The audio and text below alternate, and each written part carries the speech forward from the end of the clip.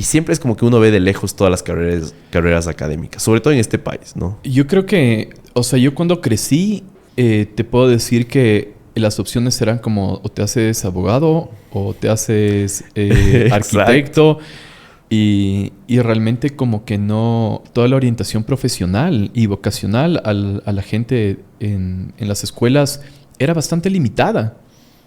Sobre todo yo me acuerdo cuando pensaba, bueno, ok, ¿dónde voy a estudiar? ¿No es cierto? Y para mí como ir a Estados Unidos no era una opción. Y dije, bueno, yo estaba estudiando francés en esa época, entonces digo, tal vez Francia, pero nos llevaban a todas estas ferias de universidades y era como que no había ninguna opción. O sea, era difícil recabar información. O sea, no había información respecto a dónde puedo estudiar. Así es. Y peor la idea de qué es lo que voy a estudiar. O sea, qué es lo que, como que yo creo que se liga mucho la educación universitaria. Se liga mucho a un tema vocacional. O sea, el tema de mi profesión para poder después hacer dinero, ¿no es cierto? Y tener una carrera y comprarme una casa y un golden y ser feliz y todo toda la este cuestión, estereotipo, ¿no es ¿no? Como que lo tenemos, la mayoría muy bastante claro. El camino. Sí, o sea, pero y además es un camino que es bastante engañoso. O sea, yo creo que sobre todo para nuestra generación, que a nosotros nos enseñaron que si te portas bien y tienes buenas notas, Y vas a ir a trabajas una duro. buena y trabajas duro y te vas a una buena universidad, vas a tener un buen trabajo y después vas a tener una vida feliz. Y de repente viene el boom del internet, esta aceleración brutal a nivel tecnológico que estamos, digamos, que a muchísima gente le está dejando sin trabajo día a día. O sea, el día de mañana sacan una aplicación y esa aplicación seguramente puede sustituir el trabajo de millones de personas. Y es triste y yo creo que también ha sido un reto gigantesco para la gente de nuestra edad, o sea, para todo lo que es generación millennial, porque nosotros vivimos esa transición. O sea, no es lo mismo cuando tú creces, o sea, yo hablaba con gente que está involucrada, digamos, en la educación secundaria. Y me decían, todos los chicos quieren ser youtubers y las chicas quieren ser influencers. O sea, esa es la conversación que se está teniendo a nivel, digamos, de las generaciones menores a nosotros, ¿no es cierto? Entonces esa es como que un poco la idea de cómo yo me hago youtuber o gamer y esas son las ideas profesionales que tienen. En cambio nosotros, una generación anterior a la nuestra, que sí le funcionó esta idea, ¿no es cierto? De que como si me porto bien, voy a tener una buena vida, que vivieron como, o sea, cierto... yo creo que ciertos periodos de abundancia también a nivel global, ¿no? O sea, es como que ciertos booms. El boom petrolero, por ejemplo, es como que acá fue como lo máximo para el país. Nos criaron con esta idea de que sabes que tienes que, o sea, seguir el mismo camino que seguí yo. Y la buena pregunta de siempre los papás, ¿de qué vas a vivir? ¿Has visto esa? Así es. Como, pero ¿de qué vas a...? Quiero ser actor, ¿de qué vas a vivir? Entonces crecimos con ese paradigma y de repente el mundo cambió.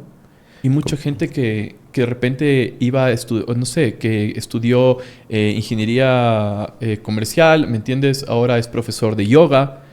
Claro. O hay como un chillón de nutricionistas también, ¿me entiendes? Sí. Entonces, es tenaz. Sí, y hay un dato que no he explorado mucho, pero la misma pregunta que les hicieron a los latinos, sobre todo, ¿qué quieres ser cuando seas grande? En esta generación, los centennials. Como dijiste tú, son youtubers, creadores de contenido, streamers, tanta cosa. Pero le hicieron la misma pregunta a ciertos países africanos y todos más bien como, no, quiero ser arquitecto, quiero ser ingeniero, claro, quiero ser científico. Entonces es como que este retraso que se supone que había en África, más bien termina siendo un perk, ¿no? Como algo positivo, una ventaja. Total. Y eso iba con el punto realmente de este cambio, porque yo creo que justamente mucha gente ve la educación como, y no es que esté mal, ¿no? Pero ve la educación como una herramienta, ¿no es cierto?, de profesionalización. O sea, yo me educo, ¿verdad?, para poder ganar dinero.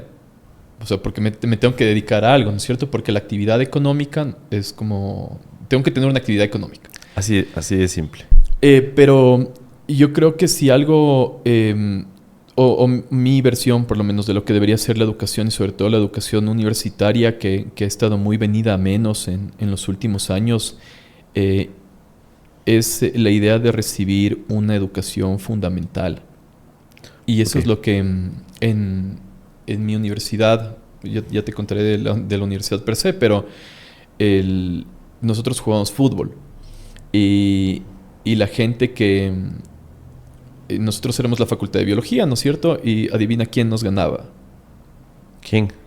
O sea, bajo los conceptos, digamos, ecuatorianos, ¿no es cierto? Es como que, o en general como de América, ¿no es cierto? ¿Quién gana? ¿Ingeniería, tal vez? Sí, ingeniería o marketing o... Claro, o sea, porque normalmente sí. como que los... O sea, las carreras masivas, por así decirlo. Porque ¿de dónde escoger, tal vez? Yo diría que... O sea, yo creo que el cliché, más que nada, si ves todas las películas gringas, ves que normalmente como que el popular es el deportista, ¿no es cierto? Claro, y el popular es el deportista que no es tampoco tan inteligente. O sea, sí. que esa es la idea, ¿no es cierto? De como que... Carreras más fáciles. Claro, es como... Hasta cierto punto, menos técnicas. Claro, o sea, ¿dónde están las chicas más guapas? O sea, en marketing. Ya.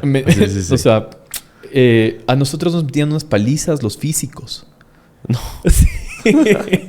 Claro, sí, es como muy inesperado. Como la venganza de los nerds, pero en esteroides. O sea, porque, claro, o sea, tú veías los jóvenes que entraban a la facultad de física y eran como que, digamos, o sea, como que no era tu cliché del nerd, ¿me entiendes? No era como un ñoño ahí con los lentes, ni mucho menos, sino que eran unos manes como bien.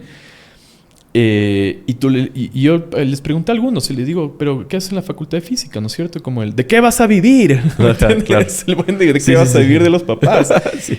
Y muchos de ellos eran... la contestación era, ¿sabes qué? Vinimos a que nos pongan un cerebro. Wow. Qué buena respuesta. Claro, total. Porque... a ver, toparme con un genetista molecular en Ecuador es tan probable como toparme con un astronauta. Ya, es bastante rara la carrera.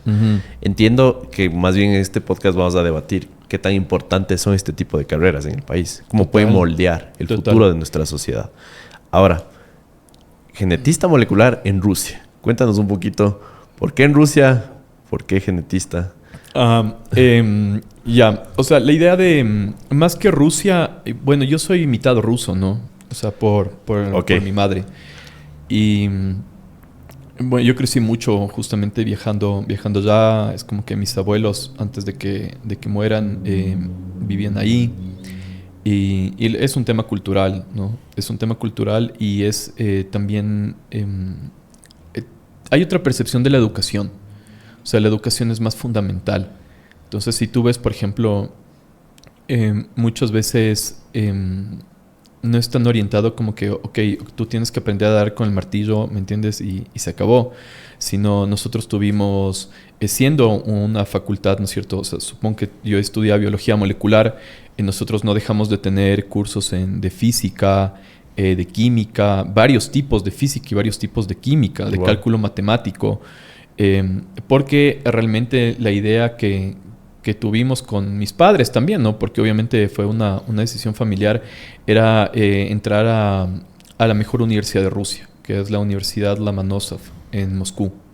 Esto es como el Harvard ruso, más o menos. Yo creo que ya lo dije en alguna entrevista que me hicieron, pero es una universidad primero donde no estudian estudiantes extranjeros. Y yo no tengo pasaporte ruso. ¿Ya? Entonces hay un programa de becas del gobierno ruso, ¿no es cierto? Que es una ayuda que le da Ecuador, pero las becas no aplican a esta universidad. Entonces, pero mi idea era ir a esa universidad. O sea, entonces yo llegué a Moscú, empecé a prepararme, aprendí a leer y escribir, porque yo había aprendido ruso de oído, o sea, como te habla tu mamá, ¿me entiendes? Entonces me tocó aprender a leer y escribir. Solo porque nadie podía enseñarme, porque en los cursos es como tienes la gente que está recién aprendiendo desde cero el idioma, que obviamente no era mi caso, porque yo a nivel como de conversación es como que estaba años luz de cualquier extranjero que esté aprendiendo ruso, ¿me entiendes? Comprendo. Pero al mismo tiempo no tenía ningún conocimiento de gramática o de escritura. Claro, y ibas a entrar a la universidad. Era indispensable. Claro. No, entonces tuve un año realmente para ponerme al día con eso. Me compré libros de niños. Me compré libros de niños. Y leía como revistas, digamos, porque claro, o sea, es mucho más fresco leer revistas, por ejemplo, que Bulgakov, o sea, Master y Margarita, metido que literatura rusa, que es mucho más elevada, ¿no? Claro, de menos a más, ¿no? Sí, de menos a más. Entonces, aprendí a escribir y a leer en ruso solo. Y, y a la final di los exámenes de ingreso y a mí quien me becó, porque yo estudié becado, me becó fue el rector de la universidad, por petición de la facultad. Wow, Ajá. le caíste bien. No, nunca me conoció. Ah, qué No, interesante. fue por mérito.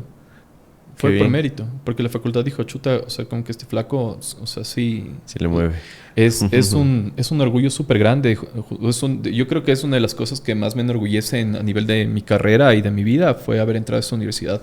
Hay mucha gente y que hubo una época en Ecuador donde se estaban dando muchas becas, ¿no es cierto? La CENACID estaba dando becas a los estudiantes ecuatorianos, a las universidades de excelencia.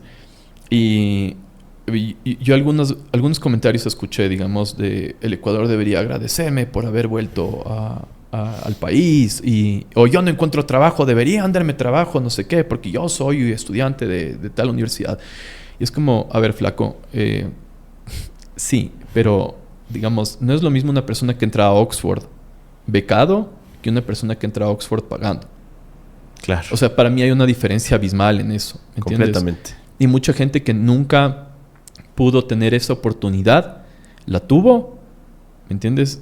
Porque, o sea, no cualquiera puede pagar $200,000 por educación de primer nivel. Estamos de acuerdo. Entonces, pero volviendo al tema de la genética y los estudios, y la idea de que, a mi manera de ver, yo creo que si hubiera sido un poco más maduro, hubiera estudiado física.